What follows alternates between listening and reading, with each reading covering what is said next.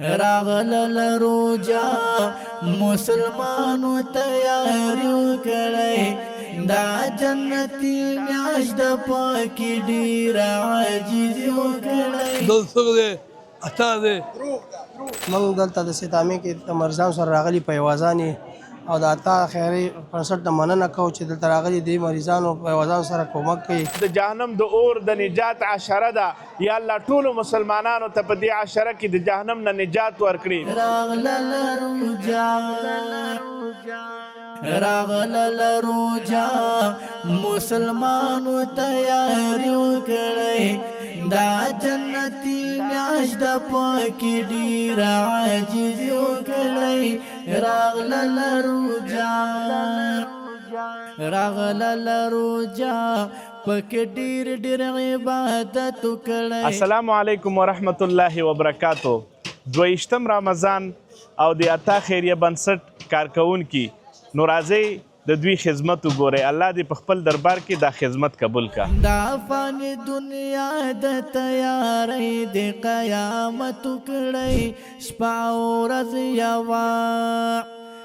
او ورځ یوه کړی پکې ډېره دینداري وکړی دا جنتي میاشت د پاکي ډېره عاجزي وکړی راغلل روجا مسلمانو تیاری وکړی دا جنتي میاشت د پاکي ډېره عاجزي وکړی راغلل روجا. بسم الله الرحمن الرحیم. د الله جل جلاله د رحمتونو د برکتونو او د مغفرت او د جهنم نه د نجات میاشت الله دې ټولو مسلمانانو روژه په خپل دربار کې قبوله او مقبوله وګرځوي. الحمدلله 2018 کال 22 روژه او د عطا خیریه بنسټ له طرف نه د ننګرهار په سیتامه کې د مریضانو پیوازانو دپاره چې لرې پرتو ساحو نه راغلي دي ډېر بېوسه او بېوزله مخلوق دی دوی دپاره الحمدلله د عطا خیریه بنسټ له طرف نه روژه ماتې تیار شوی دی. الله جل جلاله دی دغه صدقه د عطا خیریه بنسټ چې دې بېوزلو دپاره تیاره شوي په خپل دربار کې قبوله او مقبوله وګرځئ. تر بلې خپرونې پورې په الله سپارم.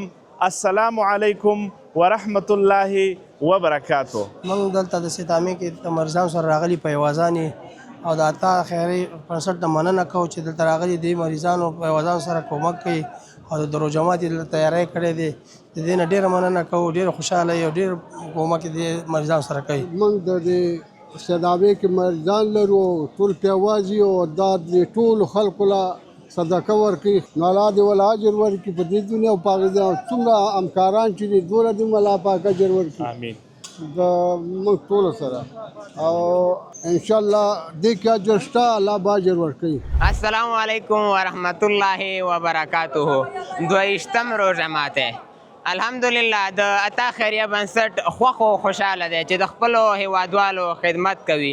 دلته هره ورځ سلګونه مریضان او پیوازان دعاوې ترسره کوي او اجر یې هغو هیوادوالو ته رسیږي چې په دې روژه ماتې کې د عطا خیریه بنسټ ملاتړ دی.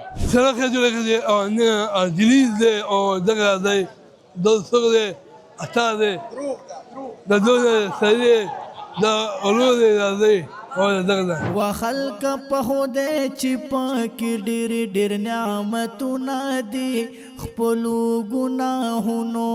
یا اله العالمین د ټولې نړۍ مسلمانانو نه دا روژه قبوله کړي.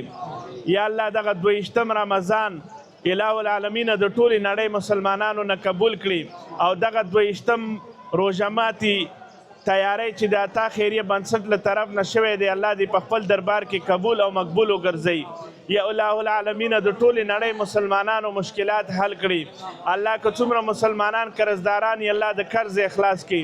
الله زمونږ صغیره او کبیره ګناهونه معاف کړي. یا الله موږ ټولو مسلمانانو ته جهنم د اور نه نجات راکړي. یا الله دا د جهنم د وتلو او د جهنم د اور د نجات عشره ده. یا الله ټولو مسلمانانو ته په دې عشره کې د جهنم نه نجات ورکړي.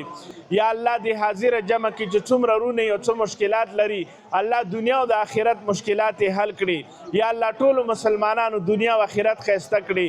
یا الله د ټولو مسلمانانو په حال باندې رحم وکړي. ټولو ګناهونو الهي ته سوال زاري وکړئ دا جنتي میاشت پکې ډېر عاجز وکړئ راغله روجا مسلمانو تیاری وکړئ دا جنتي میاشت